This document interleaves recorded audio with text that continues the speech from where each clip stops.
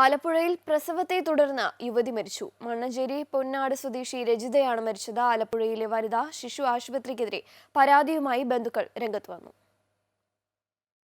മണ്ണഞ്ചേരി പൊന്നാട് സ്വദേശി രജിതയെ കഴിഞ്ഞ ദിവസമാണ് രണ്ടാമത്തെ പ്രസവത്തിനായി ആലപ്പുഴയിലെ വനിതാ ശിശു ആശുപത്രിയിൽ പ്രവേശിപ്പിച്ചത്. സിസേറിയനിലൂടെ കുട്ടിയെ പുറത്തെടുത്തു.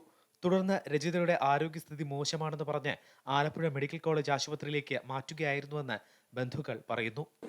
ഓപ്പറേഷൻ ശേഷം ചുമച്ച് അപ്പോൾ അവൾ ഇത് ശ്വാസമുട്ടലുണ്ടായി. ഇവിടെ വണ്ടാനത്തേക്ക് മാറ്റണമെന്ന് പറഞ്ഞ് ഇത് ഓപ്പറേഷൻ കഴിഞ്ഞ് കുറേ മെഷീനൊന്നും ഇല്ലായിരുന്നു. അവർ കുറേ നേരം കഴിഞ്ഞാണ് ഇത് മെഷീനൊക്കെ കൊണ്ടുവരുന്നത്. ഇവിടെ വണ്ടാനത്തിൽ ചെന്നപ്പോൾ അവർ പറഞ്ഞ് ജീവൻ തിരിച്ചു കിട്ടാൻ പാടാണെന്നും ഹാർട്ടും തലച്ചോറിനൊന്നും പ്രവർത്തനമില്ല എന്ന് പറഞ്ഞ്.